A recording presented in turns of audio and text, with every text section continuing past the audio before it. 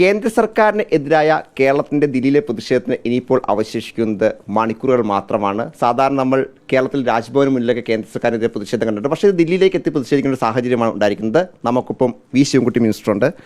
മിനിസ്റ്ററെ, വലിയൊരു പ്രതിഷേധമാണ്. ഞാൻ ആദ്യം സൂചിപ്പിച്ച പോലെ തന്നെ ദില്ലിയിലാണ് പ്രതിഷേധം നടക്കുന്നത് എന്നാണ് അതിൻ്റെ ഏറ്റവും വലിയ പ്രത്യേകത. കേന്ദ്രം ഭരിക്കുന്ന BJPയുടെ നേതൃത്വത്തിലുള്ള ഗവൺമെൻറ് തങ്ങളുടേതല്ലാത്ത എല്ലാ ഗവൺമെൻറ്റുകളോടും ഒരു കടുത്ത അനീതിയാണ് കാണിച്ചുകൊണ്ടിരിക്കുന്നത്. സാമ്പത്തികപരമായി ആ സർക്കാരുകളുടെ ഞെരുക്കുക മാത്രമല്ല, കേന്ദ്ര അന്വേഷണ ഏജൻസികളെ പ്രയോജനപ്പെടുത്തിക്കൊണ്ട് ഒരുപാട് പ്രശ്നങ്ങൾ സൃഷ്ടിക്കുകയാണ്. ഇപ്പോൾ ഇന്ത്യയുടെ ചരിത്രം തന്നെ നോക്കിയാൽ, ഇന്ത്യക്ക് സ്വാതന്ത്ര്യം കിട്ടിയതിന് ശേഷം ഒരുപാട് ഗവൺമെൻറ്റുകൾ മാറി മാറി വന്നിട്ടുണ്ട്. ഇപ്പോൾ കോൺഗ്രസ് ഭരിച്ചിട്ടുണ്ട്, ഐക്യ മുന്നണി ഭരണം വന്നിട്ടുണ്ട്, BJP ഭരണം വന്നിട്ടുണ്ട്, ഇടതുപക്ഷത്തിൻ്റെ പിന്തുണയോടുകൂടിയുള്ള ഭരണം വന്നിട്ടുണ്ട്. അത്തരത്തിലുള്ള ഒരു ഗവൺമെൻറ്റുകളും ഈ സംസ്ഥാനങ്ങളോട് ഇങ്ങനെ ഒരു അനീതി കാണിച്ച അനുഭവമേ ഇല്ല. നമ്മുടെ രാജ്യം ഒരു ഫെഡറൽ സംവിധാനത്തിൽ നിലനിൽക്കുന്ന രാജ്യമാണ്.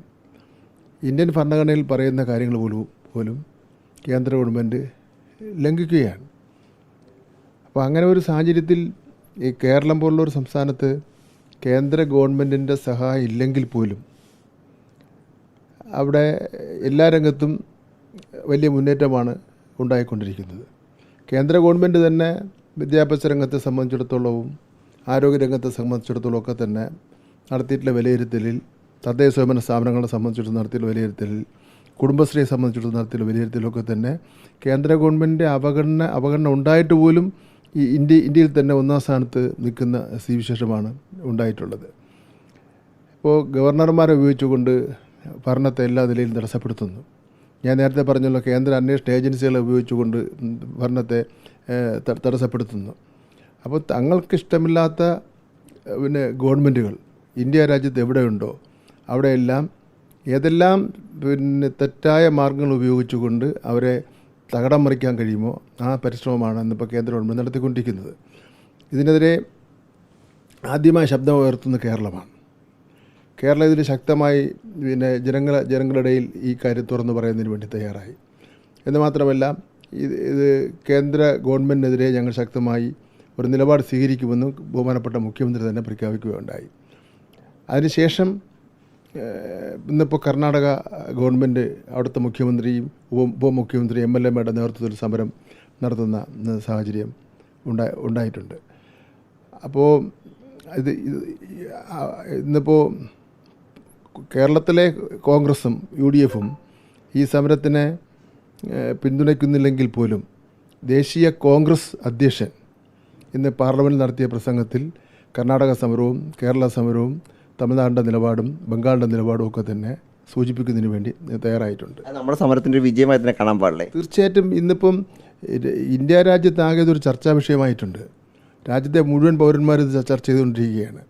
കാരണം BJP ചെയ്തുകൊണ്ടിരിക്കുന്ന എല്ലാ കാര്യങ്ങളും നമ്മുടെ ഭരണഘടനാ വിരുദ്ധമായിട്ടുള്ള കാര്യങ്ങളാണ് ചെയ്തുകൊണ്ടിരിക്കുന്നത്.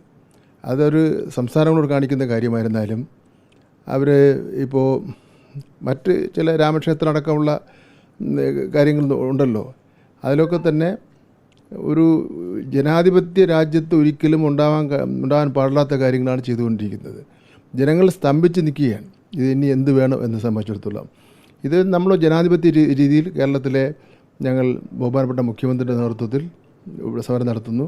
നാളെ നിരവധി ദേശീയ നേതാക്കൾ ഈ സമരത്തെ അഭിവാദ്യം ചെയ്യുന്നതിന് വേണ്ടി എത്തിച്ചേരുമെന്നാണ്. ദേശീയ നേതാക്കൾ എത്തുന്നത് സമരത്തിന് ഏറെ ഗുണകരമാണെന്ന് പ്രതീക്ഷിക്കുന്നില്ലേ? തീർച്ചയായിട്ടും അങ്ങനെയാണല്ലോ. അപ്പോൾ ദേശീയ ഒരു സമരത്തിൻ്റെ ഒരു ഐക്യം, ഒരു വേദി ഈ സമരത്തോടുകൂടി സൃഷ്ടിക്കുകയാണ്. കുറച്ചുകൂടെ ശക്തമായി കേന്ദ്ര ഗവൺമെൻറ്റിൻ്റെ ഈ നയത്തിനെതിരായിട്ടുള്ളൊരു നിലപാട് ഓരോ സംസ്ഥാനങ്ങളും എടുക്കുന്നതിന് വേണ്ടി പ്രേരിപ്പിക്കുന്നതായിരിക്കും കേരളത്തിൽ നാളെ ഡൽഹിയിൽ നടക്കാൻ പോകുന്ന കേരളത്തിൻ്റെ നേതൃത്വത്തിലുള്ള സമരം എന്നുള്ള കാര്യത്തിൽ ഒരു തർക്കവുമില്ല. ഇത് സംബന്ധിച്ച് നേരത്തെ VS സർക്കാരിൻ്റെ കാലത്തും പ്രതിഷേധം നടത്തുന്നുണ്ട്. അന്ന് പ്രതിഷേധത്തിൽ പങ്കെടുത്ത ആളാണ്. ആ പ്രതിഷേധം ഈ പ്രതിഷേധം നോക്കി എന്തെങ്കിലും വ്യത്യാസം തോന്നുന്നുണ്ടോ? പ്രത്യേകിച്ച് ദില്ലിയിൽ നടക്കുന്നുണ്ട്. അന്നത്തെ പ്രതിഷേധത്തിനേക്കാൾ ഈ വ്യത്യാസം എന്ന് പറയുന്നത് ഇത് ഒരു കടുത്ത നിലപാടാണ് BJP ഗവൺമെൻറ് സ്വീകരിച്ചുകൊണ്ടിരിക്കുന്നത്. തങ്ങളുടെ ഗവൺമെൻറ്റുകളല്ലാത്ത ഗവൺമെൻറ്റുകളെ ഏതെല്ലാം നിലയിൽ വകവരുത്താം എന്നതിനെ സംബന്ധിച്ചിടത്തോളം മറ്റ് ഇന്ത്യ രാജ്യത്ത് സ്വാതന്ത്ര്യം കിട്ടിയ ശേഷം മറ്റേ ഒരു ഗവൺമെൻറ്റും ചെയ്യാത്ത നിലയിലുള്ള ഒരു കടുത്ത നിലപാടാണ് നരേന്ദ്രമോദിയുടെ നേതൃത്വത്തിലുള്ള ഗവൺമെൻറ് ചെയ്തുകൊണ്ടിരിക്കുന്നത്. പാർലമെൻറ്റിലെ പ്രസംഗം നോക്കിയാലൊക്കെ തന്നെ ഒരു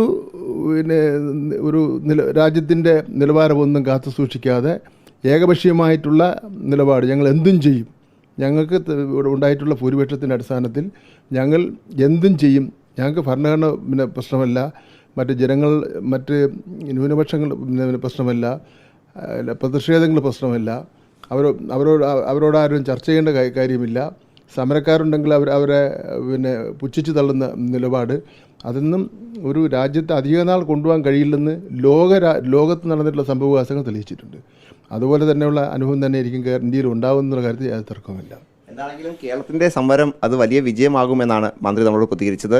വീഡിയോ ജേർണലിസ്റ്റ് കണ്ണൻ പ്രസിഡന്റൊപ്പം reporter Noble Marikkaran, in reporter, Delhi.